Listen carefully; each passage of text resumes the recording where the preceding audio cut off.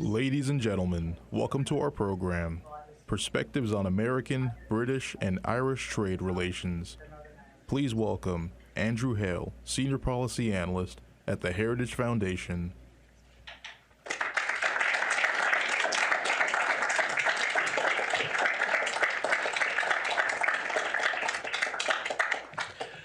Ladies and gentlemen, it is my great pleasure to introduce to you today the Right Honourable, the Baroness Foster of Edrumsey.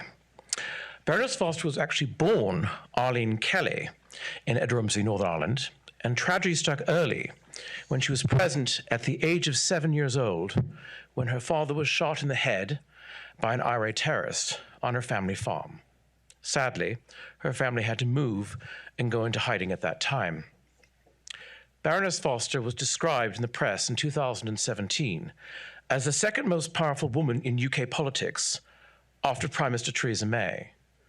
Prime Minister Theresa May called a sudden general election in 2017 with the intention of increasing her majority in the British Parliament, but actually lost her majority. Theresa May then became reliant on Arlene Foster's Democratic Unionist Party members of Parliament to vote for the May government's legislation in a confidence and supply agreement. Baroness Foster drove a very hard bargain and secured billions in additional funding for Northern Ireland in return. When she was just a schoolgirl, Baroness Foster was the victim of a violent terrorist act. Having lived through her school bus being bombed, she knew that she wanted to be a leader of change in Northern Ireland. Throughout her career in politics, Baroness Foster has held several positions: Minister for the Environment, Minister for the Department of Enterprise, Trade and Investment, and Minister for Finance and Personnel, to name just a few. Most recently, she held the position of First Minister of Northern Ireland. Drawing on these recent experiences, Baroness Foster will highlight post-Brexit benefits to transatlantic trade and endorse a U.S.-U.K. free trade agreement. In addition to currently sitting in the House of Lords, Baroness Foster is also a presenter on GB News. In keeping with her lifelong campaign against terrorism, she has recently used her platform to call out the antisemitism and pro-Hamas positions of some in the left-wing parties in the UK and the Republic of Ireland. Lady Foster was made a Dame of the Order of the British Empire by Her late Majesty, Queen Elizabeth II, and was made a Baroness in the House of Lords by His Majesty, King Charles III. Ladies and gentlemen, I introduce to you Baroness Foster.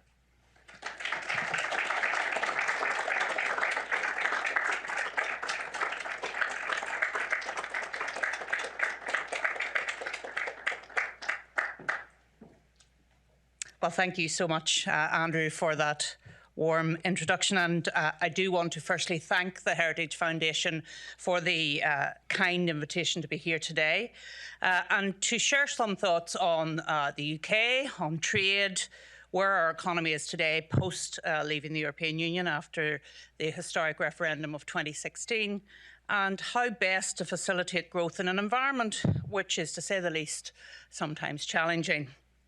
And the last time I was here in Washington was just before I became First Minister of Northern Ireland for a second time. I've now left regional politics there, and I'm spending my time, as Andrew has said, on a variety of roles. I'm in the House of Lords as a life peer. I do some broadcasting for GB News. I do some writing and advising. And lastly, I engage in events like this. So I believe, ladies and gentlemen, that is what you call a portfolio career. And I come from what some people call the edge of the Union. That is, I was born, brought up and still live in the border region of Northern Ireland with the Republic of Ireland. And when I was appointed to the House of Lords, there was never any doubt as to what title I would take, because of course you have to take a title when you're appointed to the House of Lords. So I'm Baroness Foster of Edrumsey, and Edrumsey is a townland near the Fermanagh-Monaghan border, and in Irish it means field of the ridge of the Sallows. But for me, it was my entire world growing up. It was here that I was baptised in the Anglican faith at a small church called St Mark's. I attended primary school at the small school there, and it was there that I attended children's parties at the local Orange Hall. And it's now 45 years since the IRA upset that tranquility of family life when they came to murder my father at our home just a mile from Adramsea on the 4th of January 1979 when I was just 8 years old. My father, you see, was a legitimate target to the IRA because he served as a police officer in the local RUC station in Rosslea. He survived, and despite their best efforts, but as a result, he moved us to a safer part of the country in Lisnaskea. So that was the strategy of the IRA at that time, to target the eyes and ears of the Brits, so-called, and move them out to an area to create a buffer zone for their nefarious criminality. Glad to say my father lived for another 32 years, dying at the age of 81, and is now buried at Adramsea Parish Graveyard. My sister and family now live at our homestead. So despite their intent, the IRA did not succeed, and now the title of Adramsea taken to honour my late father and to bring a little bit of South East Fermanagh to Parliament. Now that little townland near the border is seen frequently in the Hansard, which is the written record of the House of Lords, and it's as much a part of the United Kingdom as ever. The IRA failed in their terrorist campaign to take us out of the United Kingdom, but despite this, separatists in Northern Ireland, as in Scotland, now tell us that a united Ireland or an independent Scotland is inevitable, so we should all get with the project. They even have some useful fools to advocate for them, people who should know better. But of course, there is nothing inevitable about a united Ireland or an independent Scotland, despite the fact that separatists relentlessly push this narrative, just as they claim that all the ills of society will be solved by independence. That's the sort of comfortable belief the followers of separatism across the UK have been engaged in, which allows each generation to think that with one last heave or one last push, independence will happen. And for us in Northern Ireland, we have retained the UK against fierce opposition for over 100 years. And so the historicism or inevitability argument just hasn't worked. Now, when I left local politics in Northern Ireland, I set up a foundation called the Together UK Foundation to bring out the positive value of the four parts of the union staying together and thriving together. And that foundation advocates for the holistic view of the UK. I'm very pleased to be joined here today by my CEO of the foundation, Andrew Grocock. In that foundation, we explore and research the many positive reasons for the union of the United Kingdom. And of course, one of those reasons is the strong economic basis for the UK. As well as being the former First Minister of Northern Ireland, I was for over 7 years the Minister for Enterprise, Trade and Investment, the Economy Minister. And one of my first engagements as a new Economy Minister was to listen to local businessmen on their priorities. And one of those speaking, someone who I grew to have enormous respect for, stated emphatically that the last thing our economy needed was more lawyers in positions of authority. The meeting closed and I asked him why he had made that comment. It was simple, he said. We do not need more people looking for solutions to problems that do not exist. What was needed was a government which does not interfere, but facilitates. I agreed wholeheartedly and told him that's what I hoped to do as Minister. He seemed pleased and then looked at me sincerely and said, by the way, what did you do before you became a politician? I said, a lawyer. Now, I may have been a lawyer, but I knew exactly what he meant. What we needed was less regulation, more connections locally and internationally, and making links between politics, academia and industry, creating an ecosystem that worked. And in the years that follows, I lost count of the number of speeches written for me by civil servants about how, and I'm paraphrasing here, I'm from the government and I'm here to help. That's not what the economy needed. It needed less government, not more. So for me, the key element of being a minister, especially in the areas of trade and investment, is knowing when you can be of use to help economic growth of the region you represent and when not to intervene. Less is definitely more sometimes. And there is a fashion now, particularly in the UK, that when anything goes wrong, to either blame the government directly for what has happened or expect the government to intervene and fix it. And I think part of that mindset is due in part to our past membership of the European Union, and certainly government intervention over the COVID pandemic has had an impact. But I'm pleased to report that the UK is starting to succeed again, free from the shackles of the EU. Now, there have been many mistruths spread by Brexit deniers since 2016. Brexit, we were told, would hamper growth. It has not. And in fact, the IMF have said that between 2024 and 2028, the UK will outgrow the economies of France, Germany, Italy and Japan, all G7 countries. We were also told that our exports would decline. They have not. In 2016, the year of the referendum, our exports were 576 billion. 4 years later, despite all of the political turmoil around Brexit, exports sat at 624 billion. Now, exports sit at 850 billion despite COVID and indeed the war in Ukraine. Lastly, we're told that investment would dry up into the UK. That again has been shown to be untrue, with investment growing at a rate which has surprised even the most ardent Brexiteers. So as well as what is happening domestically within the UK, we have negotiated, and I pay tribute to the Secretary of State for Trade, negotiating more free trade agreements than any other independent country. The American Free Trade Agreement sadly has not happened. I regret that, but we are continuing to work with individual states, and just last week a memorandum of understanding was signed with Texas, and I was glad that Governor Abbott was in London last Thursday and I had the chance to engage with him. I want to, at this juncture, endorse the work of the Heritage Foundation on the UK-USA trade deal along with other policy bodies, and I hope that we can get there after the presidential election. There are some sticking points, I know, but these are not insurmountable in my view. And as the paper says, such an agreement would not only have an impact on the two countries involved, the USA and the UK, but because of their size, it would have an impact on the world. Now, there is still work to be done as we proceed with our independent trade policy, not least the continued red tape at home and the need to lower taxes, not least corporation tax. As for my own precious part of the United Kingdom, Northern Ireland, she still punches well above her weight, and we are incredibly thankful for the positive role which the United States has played in helping us to develop our economic growth through inward investment. Companies which have invested into Northern Ireland from the USA tell their own incredibly positive stories about their experiences.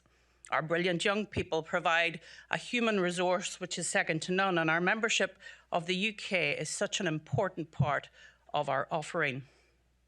Innovation and entrepreneurship are at the heart of Northern Ireland in the past, now, and will be in the future. It's who we are, it's in our DNA.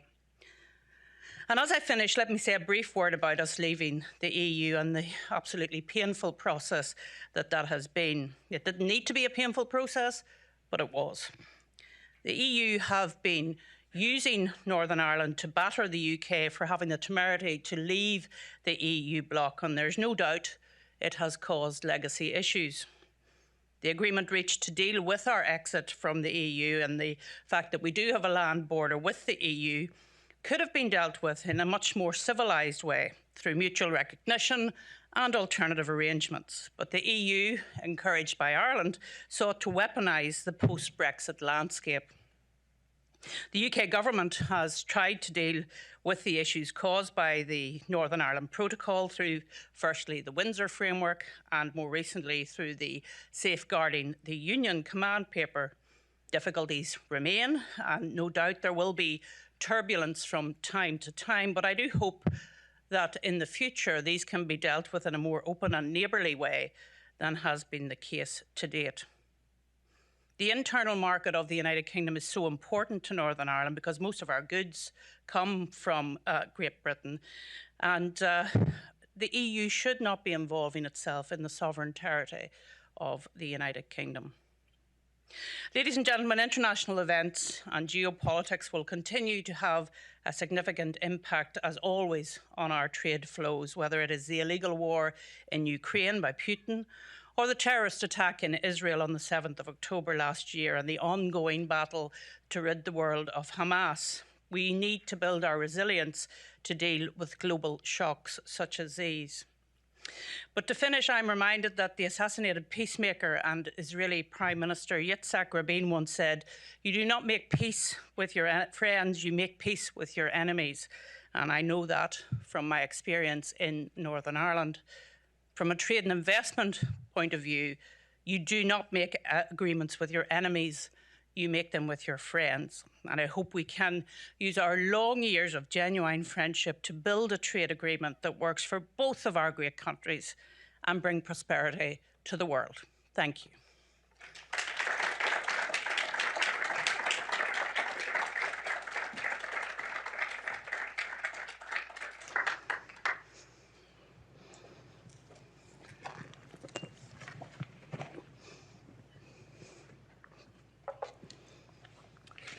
Baroness Foster, you and I are proponents of a UK-US free trade agreement.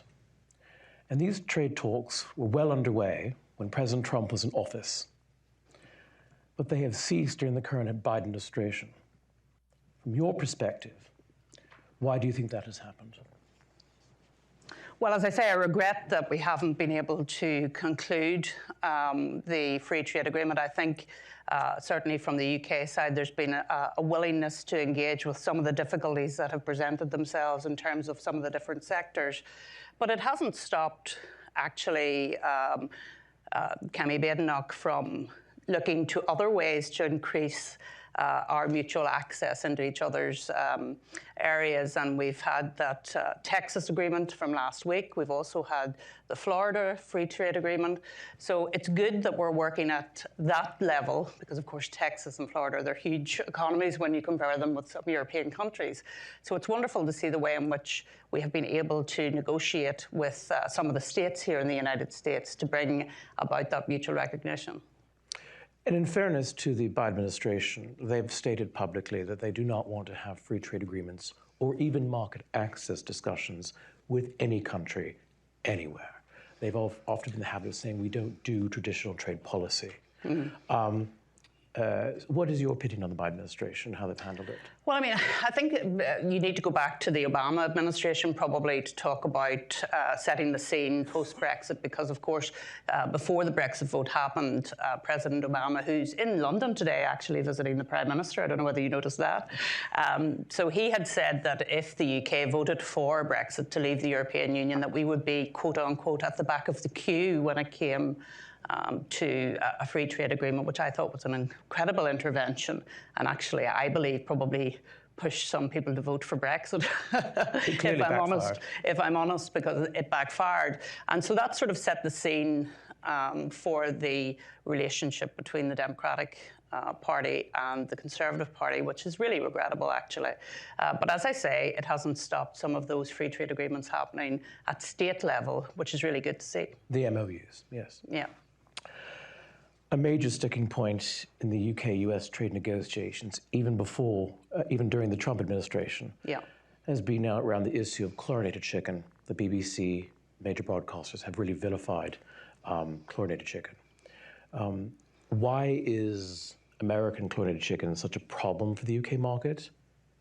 Well, I think it's the fact that they're stocked so closely together, and it's more of an animal welfare issue in relation to the chlorinated chicken piece, and I think there has been a lot of scare stories put out there, but I think people are genuinely concerned about the welfare of the animals and the way in which they're treated. And look, as I've said, I don't believe these are some of the issues that seem to be really sticky in terms of the negotiations, and I think there are ways around those. There can be opt-outs, there can be sectoral deals to deal with some of these issues, and I think that's the way to do it, because the people that benefit are the ordinary citizens of the United States and the ordinary citizens of the UK in terms of the prices that they get in their shops, and that's what we want to try and deal with. But at the other end, I think if there are things that cannot be overcome, then we can deal with those in a particular way.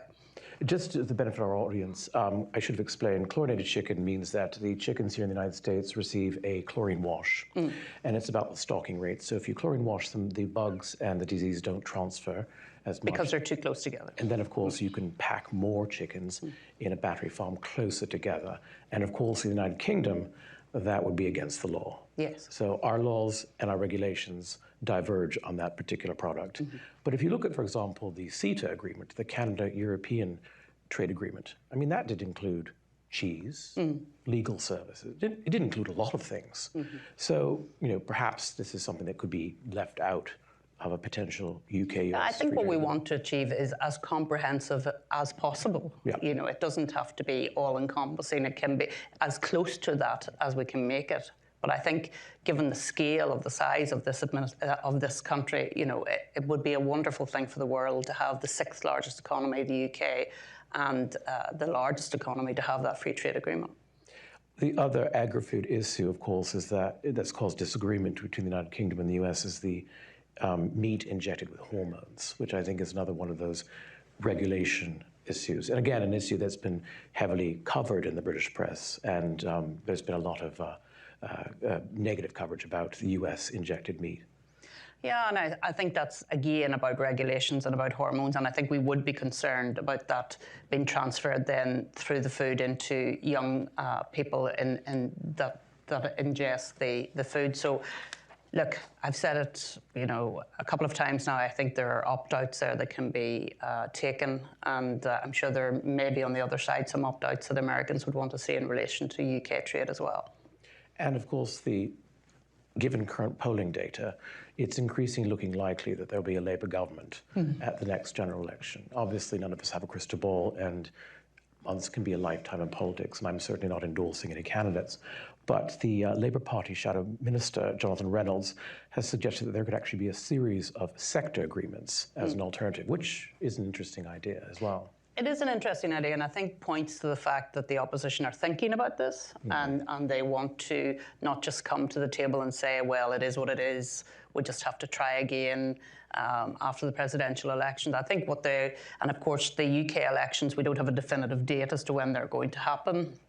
We know there's an end date by which they have to happen, which is the end of the year, but they could happen any time during this year, although it looks like the Prime Minister doesn't want to call an election too soon for very obvious reasons. I should also point out that the agri-food industry is such an important industry for Northern Ireland.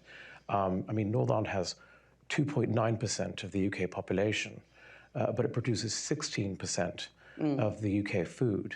And indeed, of course, in Northern Ireland, you have Moy Park, which is one of the UK's top 15 companies. Yes, and that's a chicken company, and so you can see why some of these issues raise their head. Yes, the agri-food industry in Northern Ireland is a hugely important industry. And we get there because we're such a rural part of the UK. We pride ourselves on having traceability from field to fork. So you can trace, you know, where your piece of meat comes from right back to the farm. And I think people like that. They like to know the provenance of their food. They like to know what they're eating. And particularly in this day and age, people are very concerned about what they're putting into their bodies. So it is nice, and it's a really good marketing tool as well for people to be able to do that. And from a safety point of view, it gives people a lot of confidence in the food that comes from Northern Ireland. Indeed. And you also have considerable experience in the Northern Ireland Executive, serving, as I mentioned in my opening remarks, the Economy Minister, Finance Minister, and of course, most recently, First Minister. And sort of trade and economic perspective, can you explain to the audience the unique selling points of Northern Ireland to people here and those, of course, who are watching online? You know, Andrew, when you read out my biography, I think I'm about 90. But anyway, it feels like a long time ago. But as I said, my most enjoyable time was as Minister for Enterprise, Trade and Investment. And that was about trying to speak about Northern Ireland in a positive way, to let our investors know what they would be investing in when they brought their companies to Northern Ireland.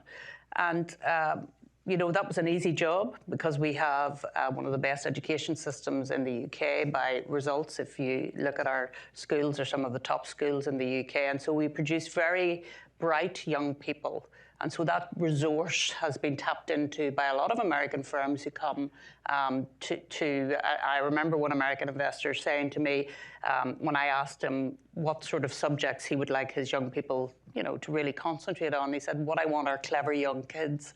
I don't care what they major in, I just want clever young kids. And he certainly got that when he came to Northern Ireland. And, we have a challenge because the Republic of Ireland have a corporate tax rate of 12.5%. And we are in the UK tax rate system, which is around, I think it's 25% actually now at the moment, which is too high. From my perspective, I think the UK should have cut the corporate tax rate to allow growth to take place. And we were arguing for some time that Northern Ireland should be able to have a tax rate that was similar to the Republic of Ireland's tax rate. And I know that's going against the grain of tax policy across the world, but actually it is very difficult to compete against the Republic of Ireland who have that tax rate, because a lot of companies put their headquarters in the Republic of Ireland, and then they're able to claim that tax rate, and that, of course, is very beneficial for them. But we were going on the fact of our young, bright people, our accommodation rates are lower than the Republic of Ireland, our wages are lower. We have, of course, we're part of the United Kingdom, so that's a really strong selling point as well. And I talked about the fact that because we're a small jurisdiction, everybody knows everybody else, to be blunt, and we can use those relationships between academia and industry and the government to build an ecosystem for your company. So if you came to me and said, I need 10 software graduates and I need them pretty quickly, then we can go to the higher education providers and say, can you provide a course that will give us these 10 young people? And they can do that pretty quickly. Whereas if you're in a bigger jurisdiction, it takes some time to set up that sort of thing. So the positive about Northern Ireland is because of our size, we could be more responsive to the needs of industry and to investors than perhaps some of the larger countries were. Well, the Heritage Foundation has actually been at the forefront of advocating for lower taxes and smaller government. And I was quite surprised last year when Prime Minister Rishi Sunak's government, a so-called conservative government, increased the corporation tax to 25%. Yes. From an economic perspective, I thought that was ruinous. As you mentioned, you could easily just move your business to the Republic of Ireland, where there's 12.5%. What was the motive for that last year? Well, I think they felt they wanted to get more money into the coffers, into the Treasury, because they had been through a pretty rough time. I think it's counterintuitive, but for me, if you cut those corporate taxes, then more people would invest in the UK, and actually you end up getting more money into the Treasury. That's the way I look at it.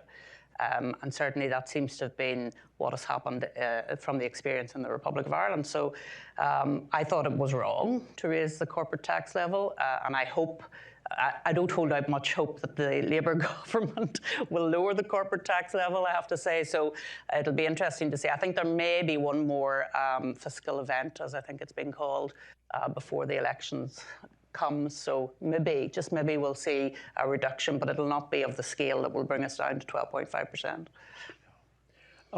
The post-Brexit trading conditions have been a point of much discussion in the UK, Europe, and the United States. Can you explain the continued challenges and potential opportunities? Yeah. So I think I said in my remarks that the land border with the EU could have been dealt with using alternative arrangements, using intelligence, using business exemptions, small business exemptions, trusted trader schemes. And some of those schemes are now coming to the fore in some of the UK policies that have been brought forward to deal with the difficulties. So at the moment, under the protocol, checks were taking place between goods coming from Great Britain into Northern Ireland. So effectively, there was a border created down the Irish Sea, which is wrong because we're a sovereign part of the United Kingdom under the Belfast Agreement. Until the people of Northern Ireland decide otherwise, we're part of the UK. So really what you had was the EU saying, no, we need checks between Great Britain and Northern Ireland. Nowhere else does that happen in the world. Nowhere else. So obviously that was reacted to, and a lot of businesses in Northern Ireland and actually on the mainland who had to compete a lot of customs forms and what have you said, we're just going to stop sending goods to Northern Ireland. And then that meant that there was a diversion of trade. Now, the government have tried to deal with some of those issues, I'm glad to say, and I think we'll see the outworkings of that over the next 6 months. I think there'll still be a bit of turbulence, but it depends on the attitude of those involved, whether there can be solutions found or not. In your various government roles that you've had going back decades, you've been coming to the United States annually quite a lot. How did those meetings go? What were the key challenges in dealing with your American counterparts? They've always been very good.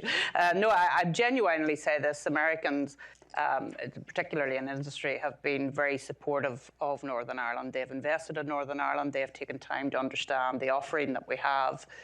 And it has been a very worthwhile relationship and one that continues because the First and Deputy First Minister were here, as you know, up until last evening. And they were here promoting Northern Ireland as a place to do business in. And I really hope that they had as warm a reception as I used to receive from the American administration and indeed from American investors into Northern Ireland. And how did Northern Ireland fare, before the European Union single market? When we were in the single market? Before you were in the single market. I'm told that there were less problems.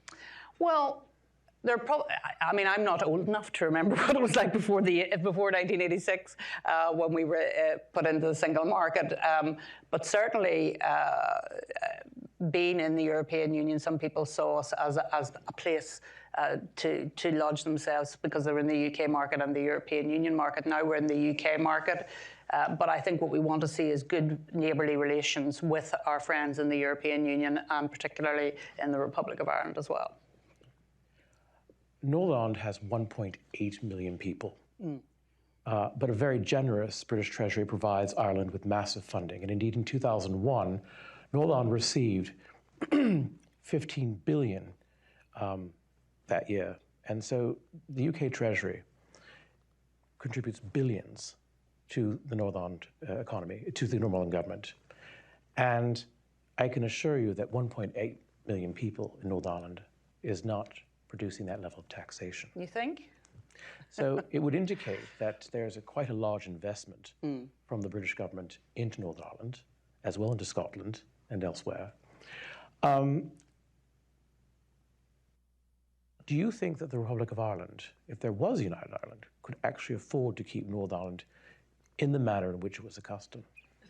Well, first of all, the joy of being in the UK, one of the good things about being in the UK is that we pool our resources and then we share in the benefit of being in the UK. So it's not just about our economic resources, it's about our supply of people to the military. I mean, we have the largest number of reserves for our military comes from Northern Ireland per head of population. We provide to the UK economy.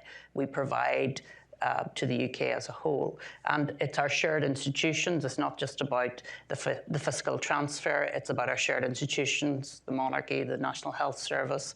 And it's about our social and political and cultural being because we are British citizens. So it isn't just about economics, even though the economic argument is incredibly strong for us staying within the United Kingdom. And it's one of the things that my foundation talks about quite a lot. What are the various different reasons why people want to stay within the United Kingdom? And they are different reasons. So for me, I'm very much British, culturally British, politically, socially. I believe in the economy. I am your archetypal, if you like, Northern Ireland unionist. But then there are other people who want to stay within the union for different reasons. Might just be for economic reasons, might be for social reasons. So we have to try and encompass all of those reasons for staying within the United Kingdom. And that's why I don't think it's a very simple thing of United Ireland's coming around the corner or an independent Scotland's coming around the corner. People will vote to stay within the UK, the status quo, for many, many reasons.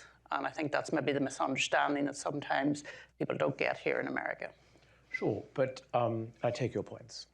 But I work at the economics department here at the Heritage Foundation, so if I can just draw you back to that point of the 15 billion annual payment from the British Treasury, the United Kingdom doesn't get very much credit for that. No, they don't. And I was I wasn't surprised because Sinn Féin do this all the time. But they take the view, this is a great line, I think, that there should be a united Ireland and the Brits should pay for it.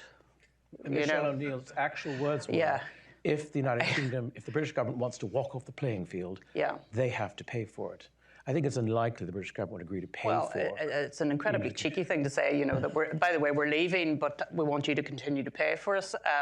It's simply not going to happen. And, you know, the benefit system that we have being part of the United Kingdom is incredibly generous. I think a lot of people living in Northern Ireland benefit from our membership of the UK. And, you know, this whole chat about a United Ireland poll and what have you is not going to happen because if you look at I mean, Sinn Féin are the largest political party in terms of the number of MLAs they have. But if you look at the overall share in terms of nationalism versus unionism, there hasn't been a huge shift in that over 20, 30 years, because what Sinn Féin has done is actually eaten into the SDLP vote, which is the moderate nationalist party, and they have taken their seats away from them. They haven't taken unionist seats, they've taken nationalist seats. You briefly touched on the fact that the Northern Ireland remained in the EU customs union, and the Windsor framework provided the red lane and the green lane for goods, those which will be going further beyond the UK, crossing the Irish Sea, and those that will stay. And of course, the command paper sort of renamed the green lane the UK internal market system. I mean, I didn't see a great deal of change there, minor reduction in paperwork. But speaking to Northern manufacturers, they're quite concerned about this. They say their businesses are being damaged. They say that particularly with regards to intermediate goods, that in the refining process, travel crisscross the Irish Sea between Northern Ireland and GP quite regularly, and you will not know which lane to put that in because you don't know where the final destination will be. And I think that's a continuing problem which hasn't been addressed. How do you think that could be addressed and resolved? Well, this is the problem that I was referring to in terms of turbulence over the next coming weeks, and we will find out whether that internal market, UK internal market green lane is going to work or whether it's going to continue to present problems. So at the moment, if you don't know where the goods are going to end up, so if a good comes over from GB into Northern Ireland and a manufacturing process takes place and it goes back into GB again, that should technically not be a part of any checks because it's staying within the UK internal market. And so we need to see if that is the case. If it is ending up within the European market, then there is an argument that there should be some checks. But we don't know whether that is the case or not. You know, I mean, so there needs to be some ironing out. And I know Sir Geoffrey Donaldson has spent a lot of time looking at this and is hopeful that this will be sorted out. Some of his opponents within unionism have said that he should not have gone back into the Assembly and the Executive whilst these issues still remain. I take the view that we had taken the negotiations as far as we could. We now have to continue to work in the Northern Ireland Executive and Assembly, power sharing under the Belfast Agreement. And if there are issues that still remain under the safeguarding the union issue, then we need to bring those to government and get them sorted out. It's important that we have dual lane to deal with these issues and that they're not forgotten about, because people in manufacturing will expect their politicians to speak up for them and to take their case forward. And of course, as Baroness Kate Hoey said in the House of Lords in the recent House of Lords debate, which you participated in, she said Northern Ireland needs to remain a producer of goods, not just a consumer of goods. Oh yes, absolutely. Yeah, absolutely. Just talking about local politics in Northern Ireland, which are quite complicated, and I just thought I'd touch on this briefly for our American audience. The parties on the right in Northern Ireland are divided between your former party, the Democratic Unionist Party, the Ulster Unionist Party, and the Traditional Unionist Voice, and they're actually two independent members of the Northern Ireland Legislative Assembly. And of course, Sinn Féin on the left has absorbed much of the support of the Social Democratic Labour Party. This might be a naive question, but would it not behoove the parties in Northern Ireland to maybe sort of merge? Well, you see, under a PR system, which we have for the Assembly elections, that should not impact on the number of people that are there from either a unionist or a nationalist background, because if you transfer the unionist ticket or the parties of the right ticket, or you transfer the parties of the left ticket, then you should be able to get a representative piece. But when you're talking about first past the post, which of course Westminster election is, if there is a split vote, then you could have representing a constituency which is right of centre, somebody from the left. Which I always find quite difficult, because if you're sending somebody to Westminster to speak on behalf of the people in the constituency, you want them to represent your views.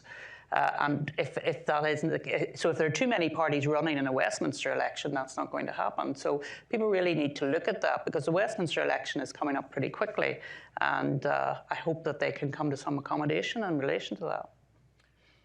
I thought I'd just open it up for a couple of questions from the audience. And actually, there's a gentleman there in the... yes, you've got your hand raised. Yes.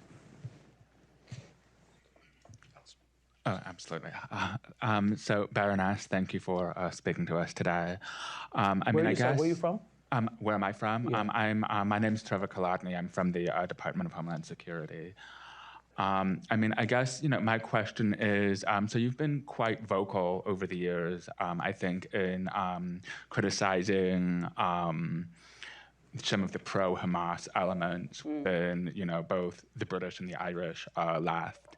And in that context, we've had, our annual St. Patrick's Day festivities lately, and we've had, the Taoiseach, whom I don't really think of as being very left-wing, sort of using that platform to sort of push policymakers in the U.S. To sort of push Israel in favor of a ceasefire. And in that context, it makes me think of, for example, a few years ago, I think it was, when the Irish Senate voted in support of divestment from Israel. And I was just wondering if you had any thoughts on what is the origin of this, this hostility to Israel that you see quite common, if not prevalent, within the Republic of Ireland. If I could comment on that. Actually, I was concerned several years ago when the Irish Senate voted to divest from Israel. Yeah. Unfortunately, there has been a very heavy anti-Israel presence within the Republic of Ireland now for quite some time, and they're probably the most anti-Israel country within Europe, I think it's fair to say. That's not the case in Northern Ireland. I think a lot of people, having witnessed and having lived through terrorism, know that terrorists have to be dealt with. And I'm very pleased that our Foreign Secretary, Lord Cameron, David Cameron, as was, has reiterated again today when he met some of the families of the hostages. And I was really disappointed, I have to say, when I listened to the Taoiseach talk about calling for a ceasefire in Gaza. There was no reference to the hostages that are still there, living. I dread to think what sort of a life they're living, if you can call it living. So Lord Cameron has said again today that, there could be a ceasefire very quickly if Hamas released the hostages. Then there could be a ceasefire very quickly, because at the moment they're holding people, little children, women, in dreadful circumstances, and therefore it is so important that that is the case. And secondly, he has said that in order to get to the two-state solution, which is UK government policy, which I think is policy here as well, then we need to have no trace of Hamas left in Gaza. And it was interesting to see what Fatah had to say on this issue this week, when they did point the finger at the 7th of October attacks. They did, of course, have something to say about Israel as well, but they did point to the fact that Hamas started all of this by attacking Israel in the way that they did on the 7th of October. So, there are people there still holding the line in relation to getting those hostages out. I hope that we can get them freed, and I hope we can move towards a ceasefire. But it has to be with the hostages first. I'll just take one question online. I think, Bridget, you have an online question? Or just one? And then we're running out of time.